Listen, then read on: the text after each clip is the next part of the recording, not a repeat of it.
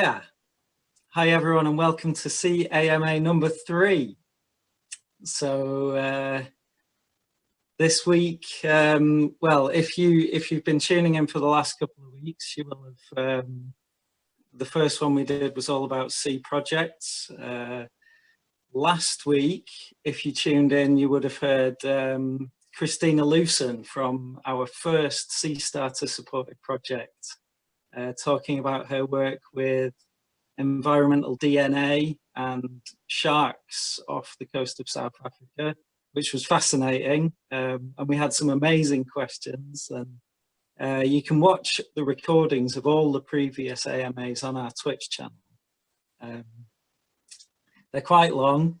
If you haven't got that much time, just we'll be editing them down and putting them on YouTube. So you can hang on for those if you're pushed for time.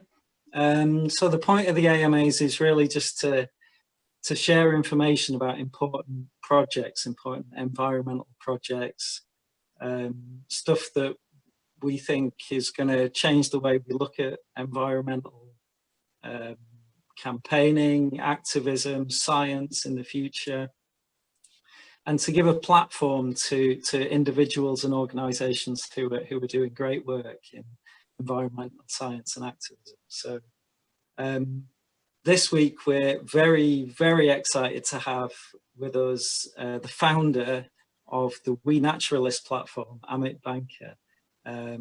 So we're going to get straight into that in a moment. Before we get started, just a very quick intro on SEA projects in case it's the first time you're joining us. SEA is a blockchain project. It's primarily a project to build some applications which are going to put environmental data onto blockchain, essentially. So the idea is to open access to environmental data so that anyone, anywhere can supply environmental data onto blockchain, and anyone, anywhere can use that data as well. There's more information about the project on our website, seatoken.org. There you can read all about the token itself as well, which, due to the way it's designed, generates funding for 8 of the largest ocean preservation organisations in the world, including Sea Shepherd, Oceanic Preservation Society, Coral Reef Alliance, and others.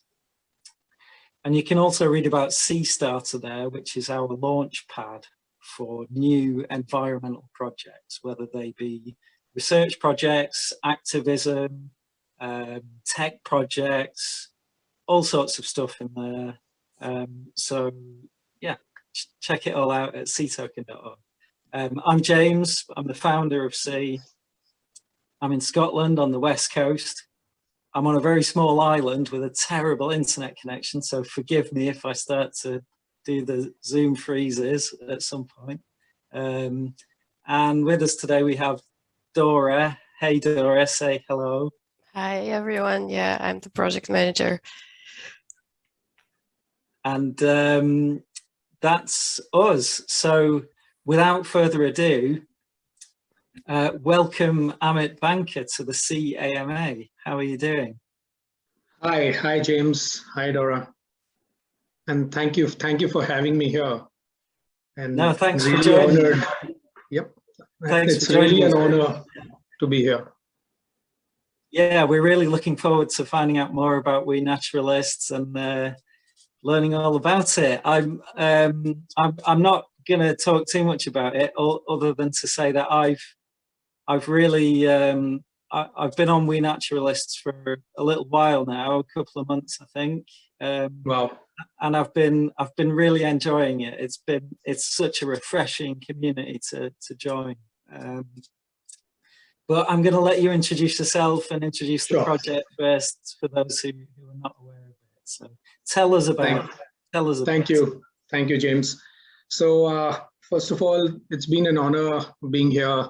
And the most important thing is what connects us as Sea Token and WeNaturalists is technology.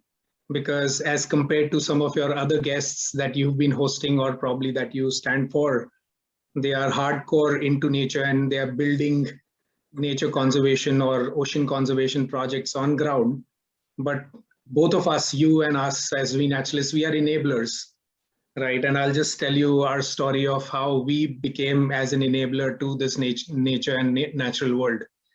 So I guess I am, just from an introduction perspective, I'm Amit Banka.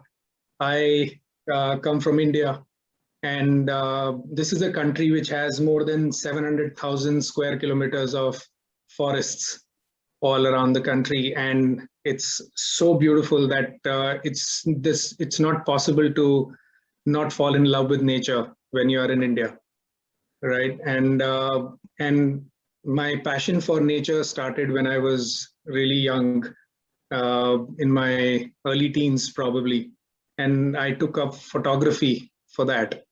And I never thought that this particular passion would ever culminate into some degree of purpose. And I would really start thinking about how exactly bringing the nature lovers and professionals and organizations together. So after almost spending 20 years of my career into building businesses and running after money in a different way, 2 years back, in one of my trips in the jungle, looking over almost 700 square kilometers of water, something struck me. And I said that there's no such technology platform, or I would say ecosystem, that brings the professionals and organizations together.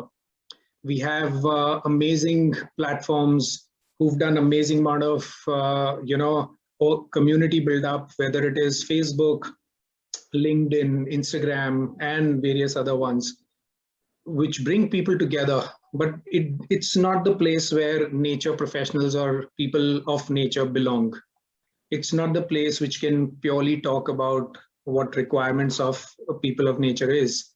How do they really live their lives? And some of the questions that were really constantly, bothering me while I was thinking about something to do with nature, that where does this community really belong? What do they do? How do they live their lives? What kind of livelihoods do they have?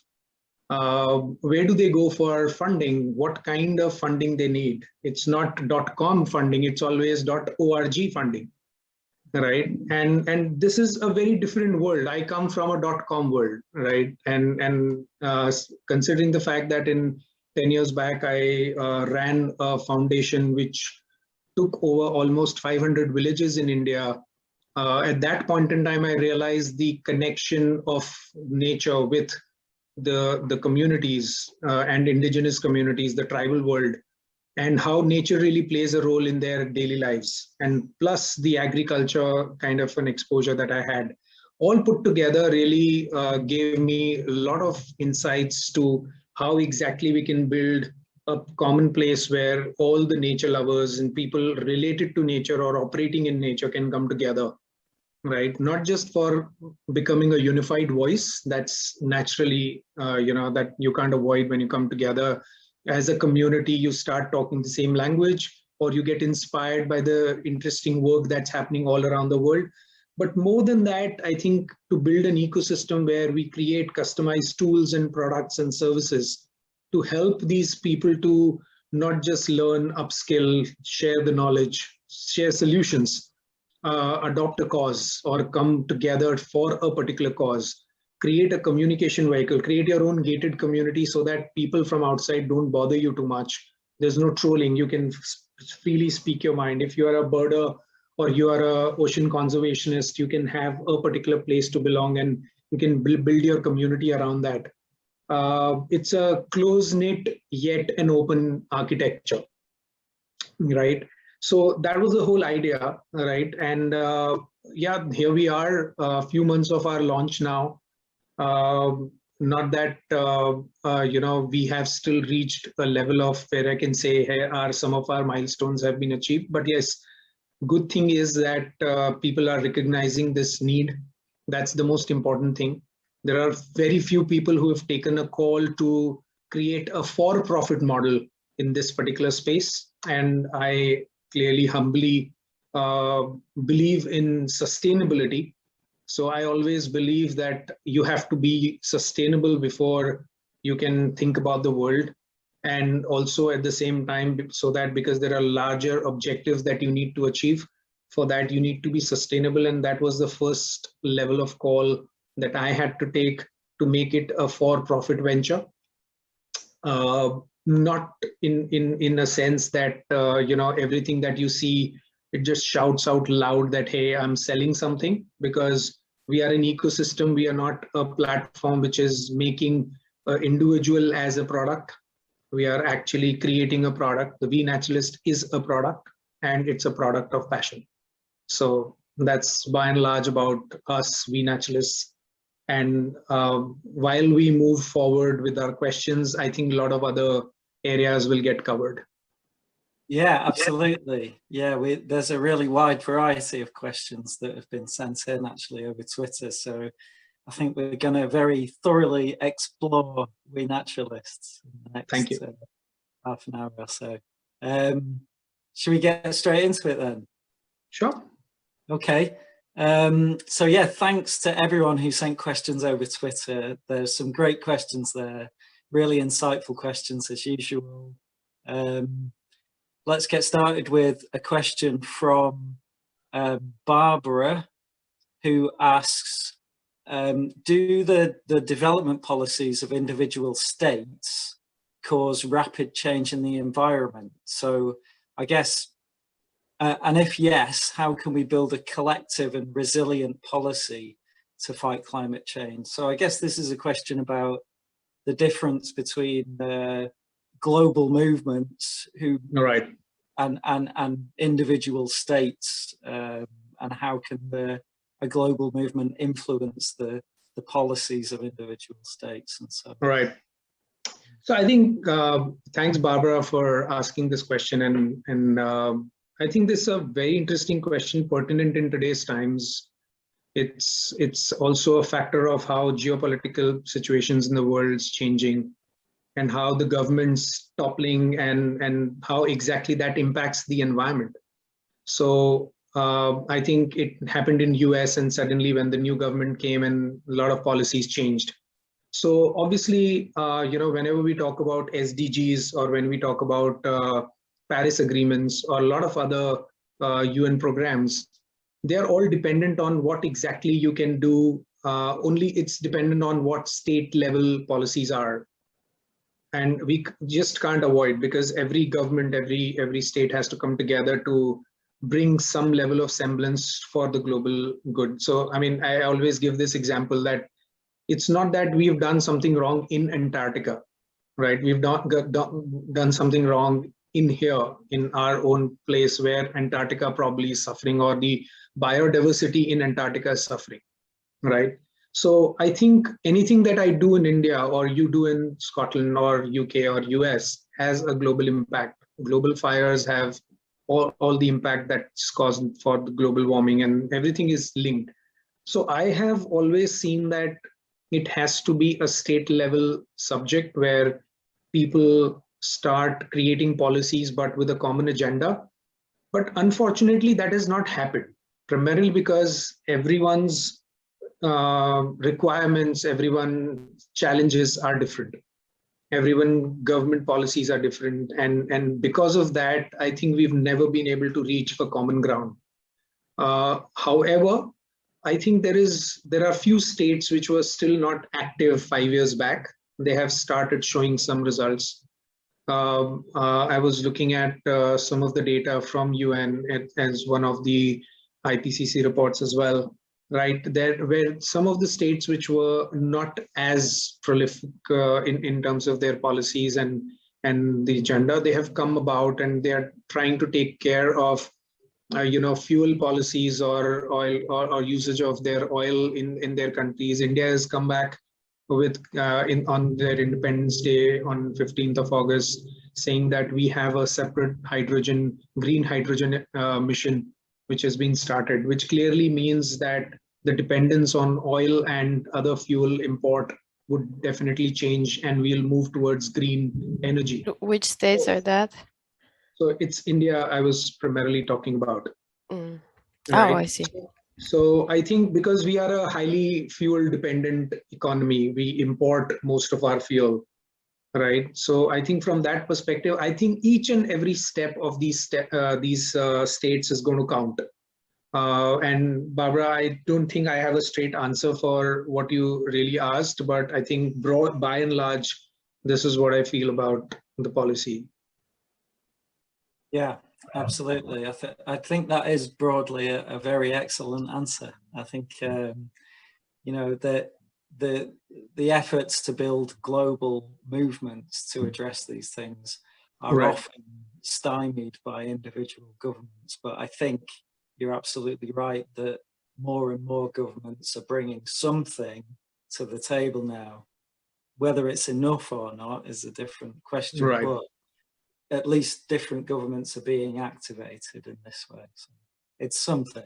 And I think just to add to that, I think there are a lot of efforts that have to be taken by private bodies and organizations as well, because they work a lot hand in hand with policymakers.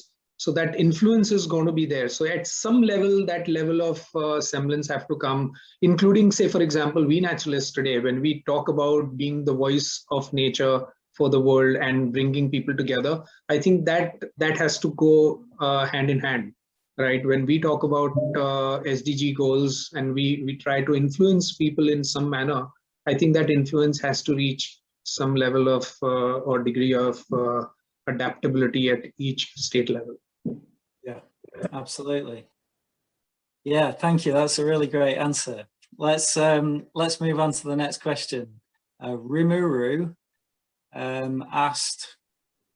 He says it's amazing that you're able to reach members from over 100 countries, but the app has 500 plus downloads only.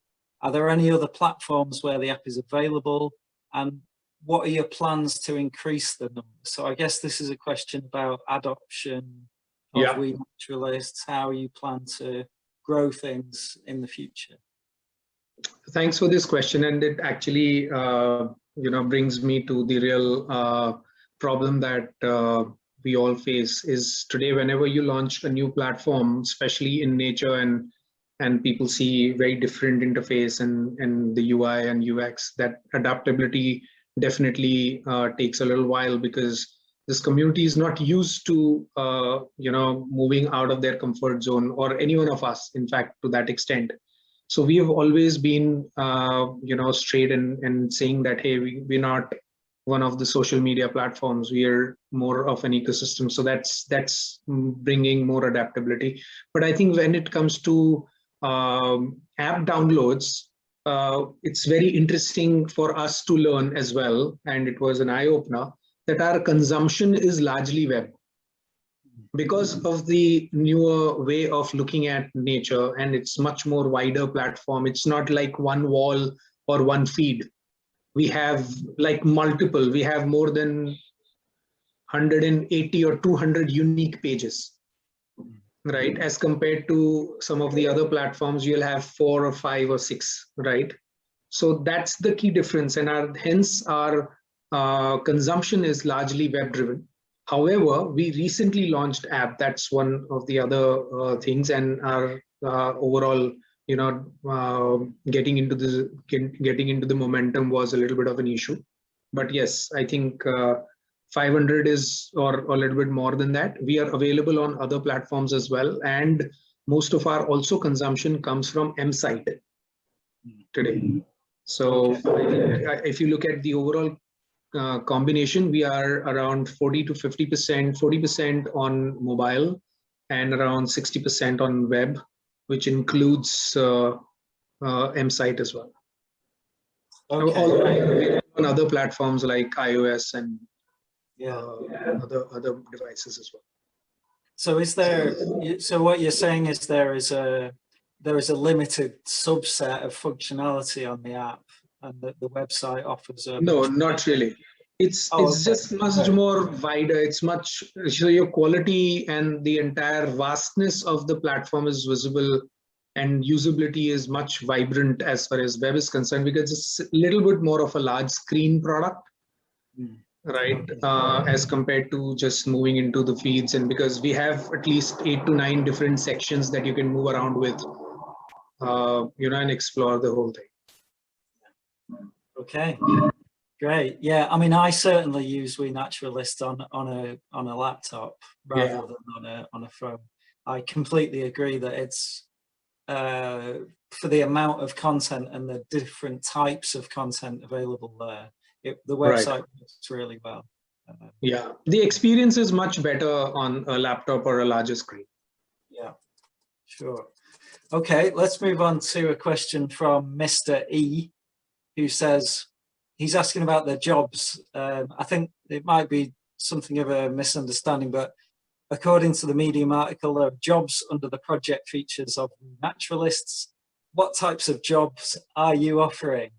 And are the jobs open for anyone across the globe, or are there just specific locations?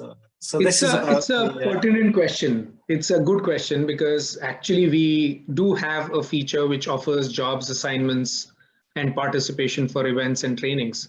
So for example, if you are conducting an event and you can actually put it on WeNaturalist and get participation.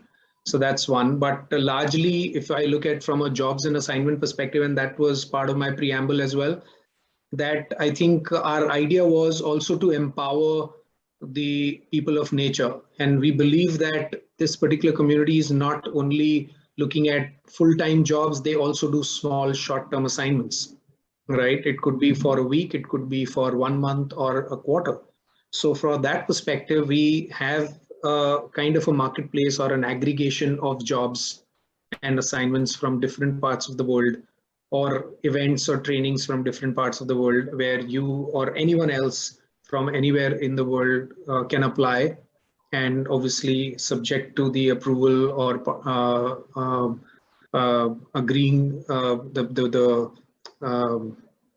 the person who is actually inviting you for the job, or the employer confirms that, and obviously you can get into a conversation. So there is a job feature, and anyone in the world can apply depending upon what your employer is looking for.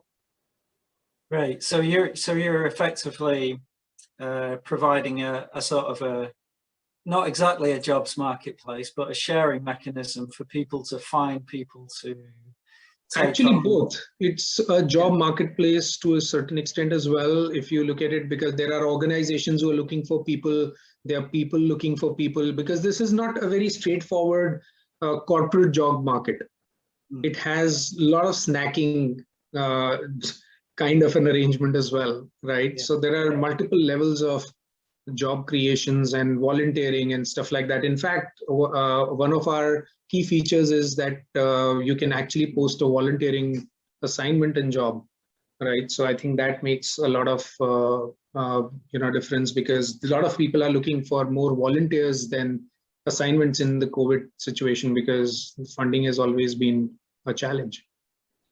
And what kind of jobs, that was the actual question, what kind of jobs can you find? So the jobs could be for anything, working with an NGO for conservation, or a teaching assignment or training assignment. It could be, just about anything that you can look for. Chopping wood or something like that? Not really. It's primarily as a nature professional, anything that you're skilled with, that's something that you can definitely find. Right. And we are growing in that field. In fact, we are learning in that zone as well. If you ask me, we're not out there that we can say that we have good quality stuff and jobs around still.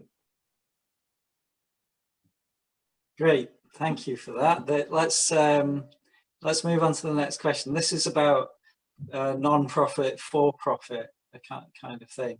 Krish Mehta says, is WeNaturalists a for-profit enterprise? If yes, what model do you propose a non-profit organization should use to be sustainable? So that's kind of two different questions, really, but let's take them one at a time.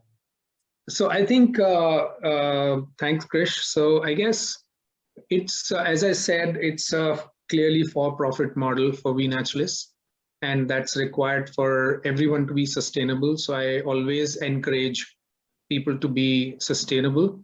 Even in the case of NGO, which I used to run years back, the first thing that I had an opportunity to create it sustainable, right? Rather than depending on outside money. And we actually made the community believe that we can work with them, make them earn with us, and we also earn, so that we can replow that money into the system. And I think that's something which is possible if we really figure out our strengths, what exactly we're working on, and if we can figure out some opportunities out there to find a business opportunity or maybe learning opportunity which can be monetized in some manner. I think there is an opportunity to be sustainable. And in fact, it got revalidated in one of our conversations with someone who you would love to meet, James, is Anwar Abdullah. I'm sure you would have heard about based out of Malaysia. And we were fortunate enough to have him for one of our webinars. And he's one of the leading ocean conservationists running Ocean Quest. And he explained his model and how he never took any money from outside so far, right? And he's been into conservation for, I don't know, for more than 30, 40 years, right? And that model really revalidates the sustainability aspect of every NGO, because why we should be constantly be aware, looking for funding and not working in the stuff that you believe in, because there is no money, right? So money is actually a byproduct, according to me. I think if you think that you have to do it, we'll figure out ways to do it. And I think that's what I believe, making things sustainable. I think we'll have to create models which can make any organization sustainable.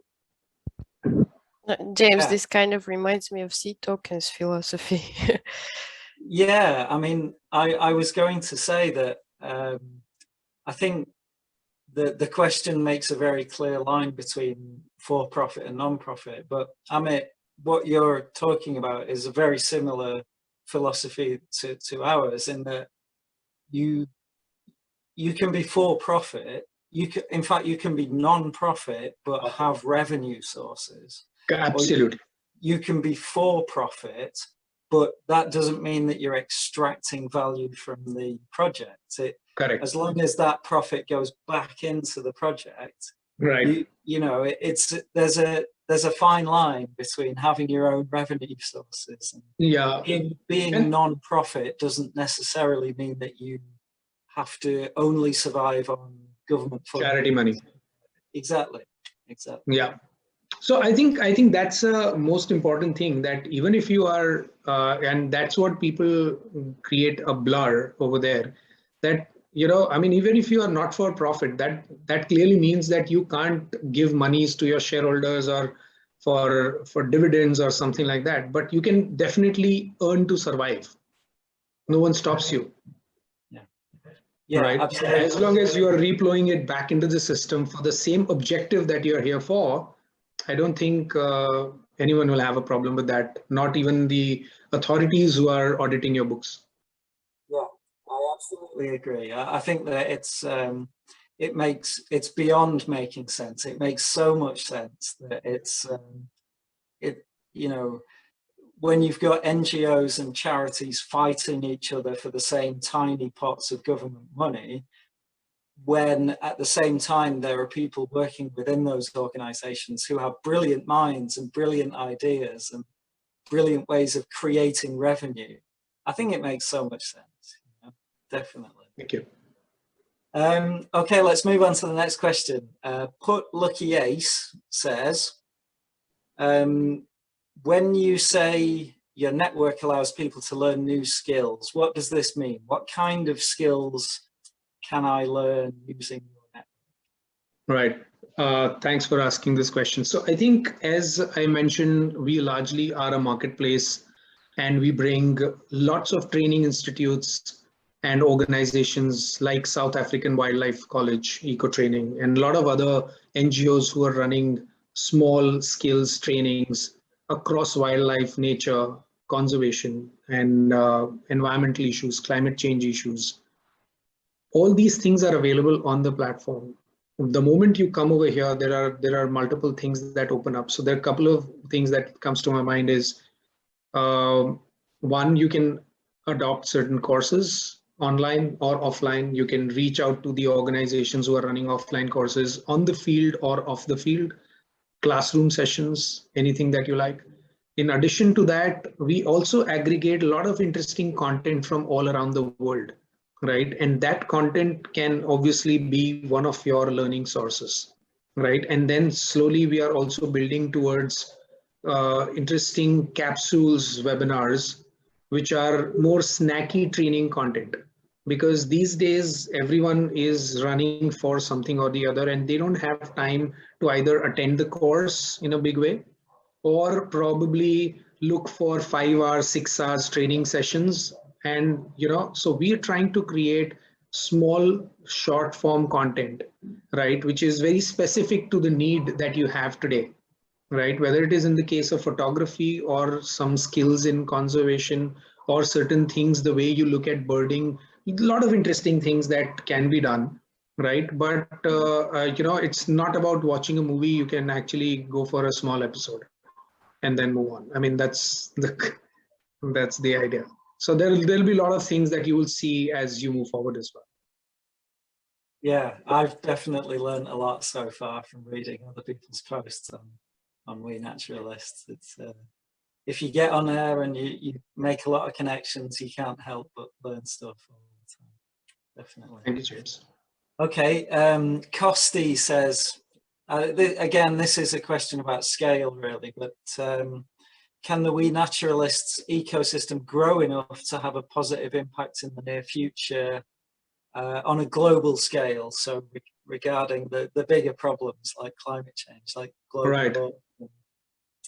So it's about scale, I guess. Yep. So I think, very early days, but yes, I think the idea is, and we have taken a pledge on the Earth Day, and we are really committed, all of us at WeNaturalists, all our team members are committed to meet that particular pledge, which is keep bringing 500 million people together of nature at WeNaturalists, right? And that's for the next 10 years. And I personally believe that's not a big one, primarily because of two reasons. One, we believe in the voice, and we believe that so last 20 years belong to startups. I'm coming from startup world, and I've spent a lot of time there. Last 20 years were dedicated to startups. The next 10 years or 15 years is dedicated to nature. And I personally believe that the way we are approaching nature, the way we are bringing people together, and the way we are trying to bring awareness and education around nature, at this point in time, our market size of the people who work for nature is around 500 million people. But as we move forward and grow, and the world is moving in that direction, a lot of state level policies are moving in that direction, we'll see a lot more people in the Gen Zs and the millennials will join hands to bring about a change and see through the next level of movement in nature. And I think 500 million people on WeNaturalist is a very, very small target. So I think as we move forward, as we reach out to the larger set of people, as we get more accreditation and credibility built in, and with the kind of model that we are talking about, with the kind of features that we're talking about, with the kind of reach that we are thinking about, and most importantly, the need that we address at this point in time, I think scale is bound to happen.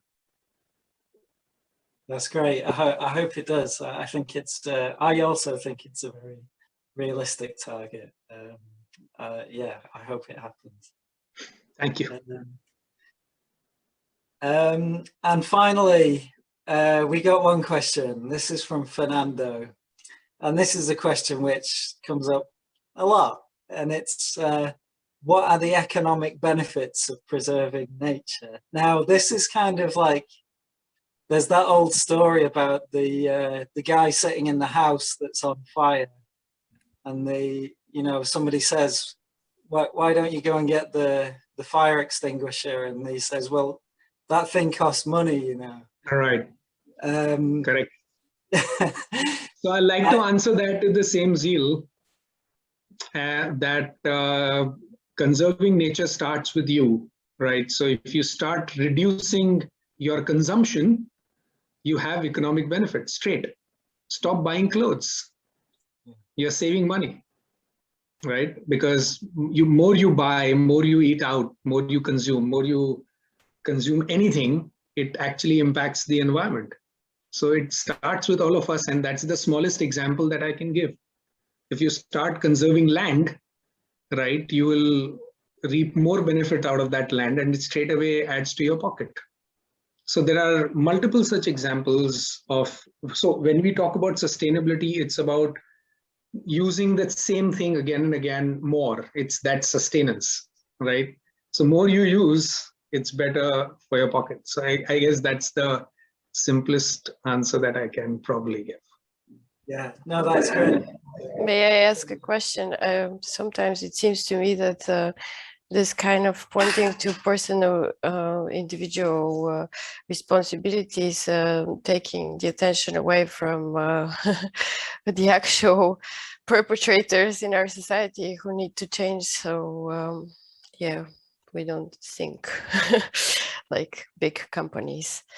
So even if everyone did that, still, I don't know how many, I think it was 90 companies are responsible for the CO2 emissions. Yeah. And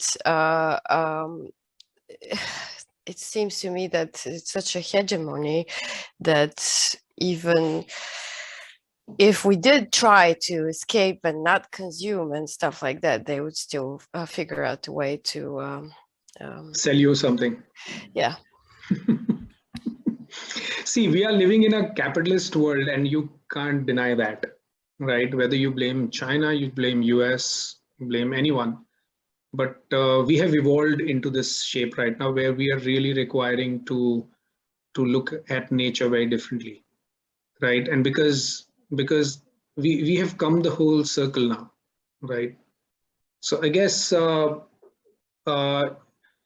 everyone will figure out a way out if they have to earn money. But if as a consumer, and I have seen several movements like that, right? And I always give an example in India that that we had some years back on burning firecrackers, when the schools really started telling children, because we have this festival called Diwali, which is the first thing that comes to your mind when you have that festival is burning firecrackers. But you know how firecrackers pollute the environment, and it really became a massive issues. So one of the cities took charge. All the schools were, you know, and there was education and awareness around this particular thing. And the kids themselves, they came to their houses and says, this year, no firecrackers. That's the impact. And that year onwards, the sale of firecrackers gone down by 90% or 95%. Right? To an extent that some of the factories who used to produce that have shut.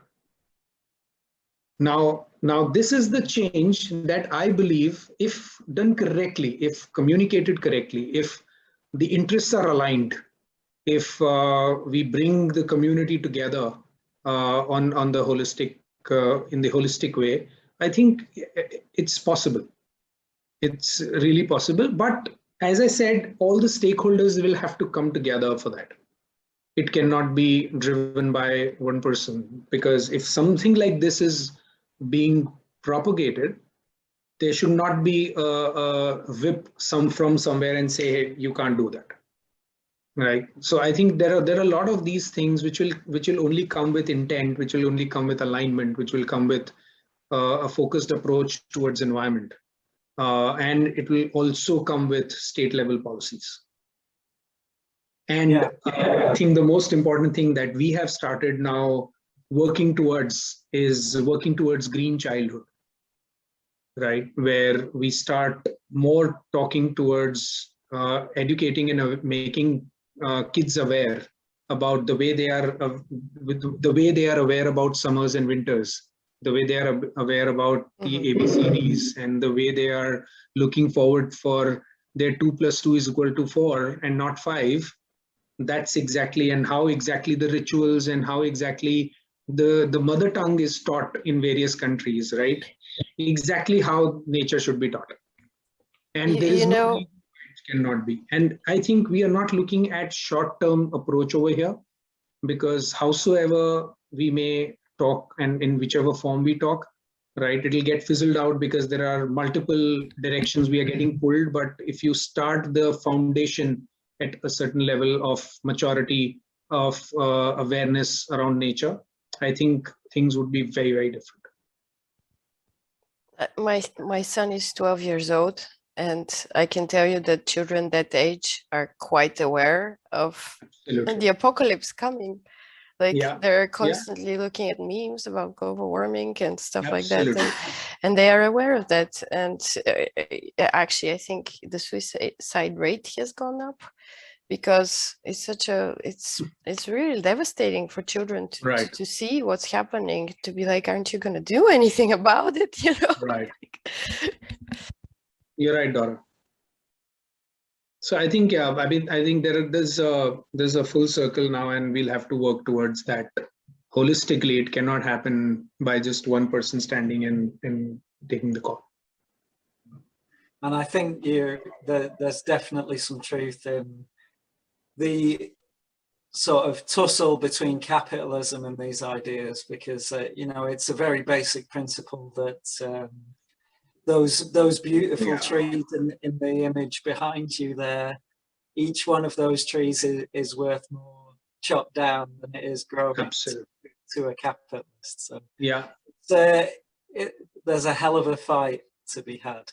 But to be honest with you, James, just to give you a perspective, that a lot of companies have started working towards using nature positive operational processes, right? And we've been doing some research, and there are some amazing examples, whether it is companies like Coca-Cola or Unilever, whether it is a whip, whether it is the need, whether it is their awakening, we don't know, but it's actually bringing change in the way people are looking at it. And I personally believe the measurement of the organizations have to come through, right? And they should be measured based on their carbon footprint. They should be measured, and their funding, their entire thought process of shareholders' value has to come into that thought process, that, okay, if you are contributing positively to the environment, your market cap would have that impact in some manner, right? Because it has a rippling effect. And then one person, one organization, or maybe 5 of them, and then leading to 20 and 90 or 100, that will have a rippling effect. And once the developed countries start with that particular thought process, right, a lot of people otherwise will follow. And if one stock market adopts it, the global market would adopt it.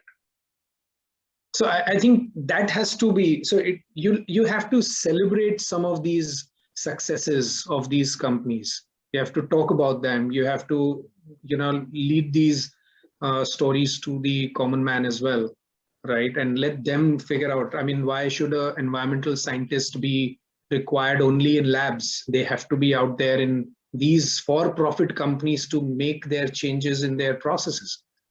Right. So I think it's a very different approach, and it has to be at each level. Yeah. No, it's great. I like it. It's constructive and positive, and it's the kind of thing we need. Yeah. Shall we move on to live questions? That's all the Twitter questions we've got through.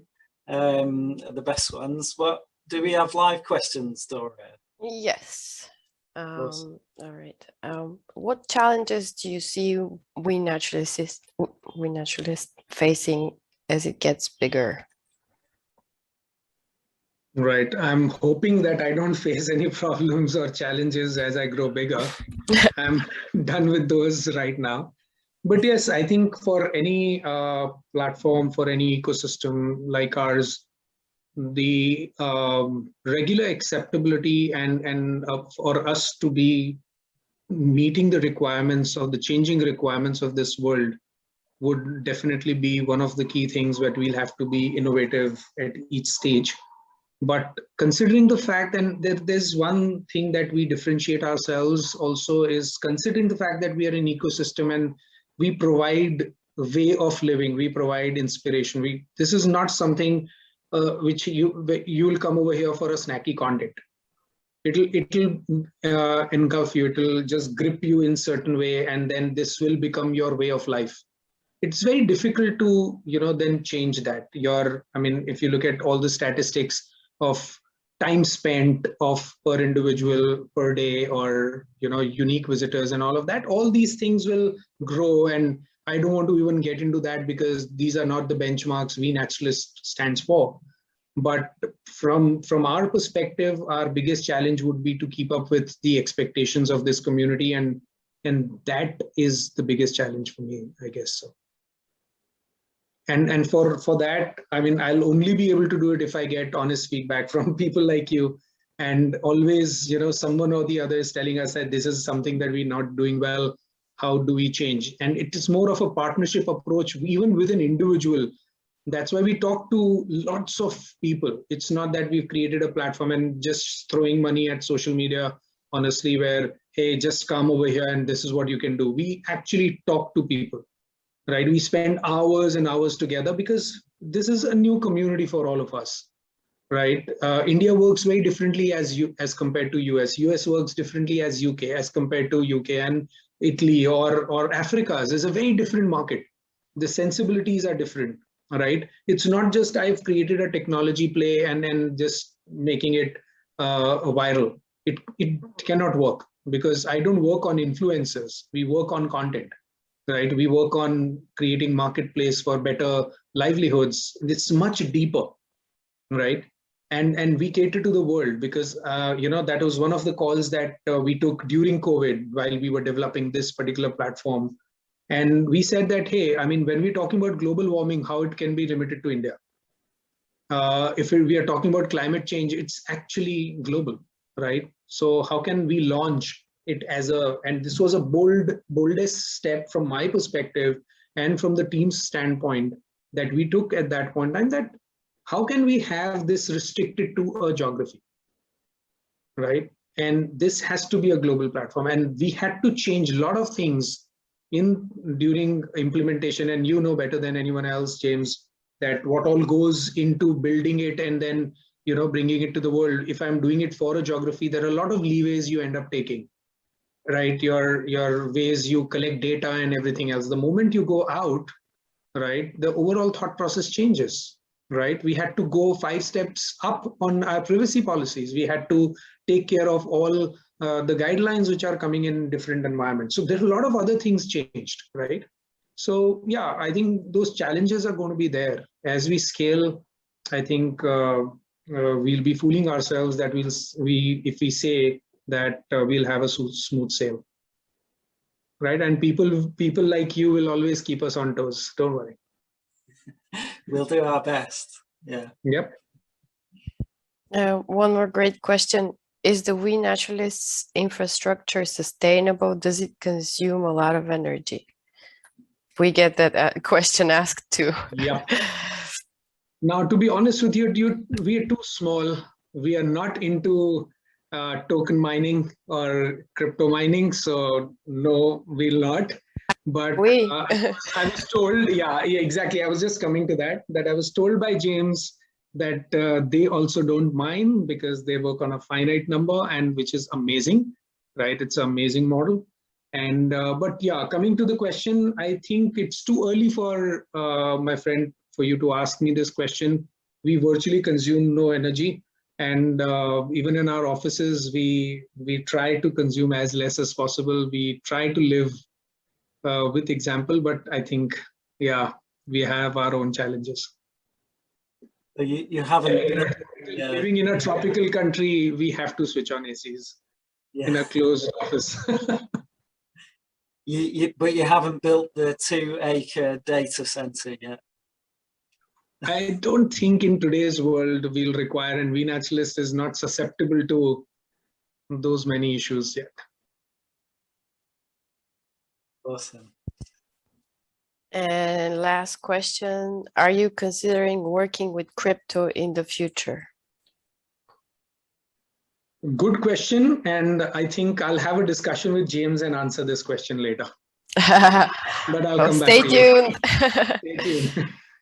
Right, but I think just to give you a perspective, whosoever is asking this, the idea would be to bring certain amount of currency in play, right? You can talk that as a nature currency or nature credits in any manner, because we believe that you need a little bit of excitement, the gamification, stuff like that, and how that gets into your overall life. I think we are working on certain models which probably will be with everyone very soon. Great. We'll watch this space. Watch the space. Great. Well, I guess that's the end of the live questions. We've done the Twitter questions, so we're done. Thank you so much, Amit. Thank you. Thank you, James. Thank you, Nora. Thank you. Thank you, really SEA fascinating. Token. Thank you so much. Thank you, everyone. I think we will post the quiz. Yeah, let's pick some Twitter question winners. I think we should pick Barbara, Krish, Put Lucky Ace, Costi, and Mr. E. And we're going to post the quiz. So if you've been listening carefully and you've been taking diligent notes on everything that Amit's been telling us, then you'll be able to answer the quiz. We're going to post the link to the quiz in our Telegram group straight after, and it's going to be open for 20 minutes. So get in there and answer those questions and win some prizes. And join us again next week, same time, same place for another AMA. We're looking forward to it. Thanks again, Amit. It's been fantastic. Thank you so much, James. Thanks, Dora. Bye-bye. Thank you. Honored to have you.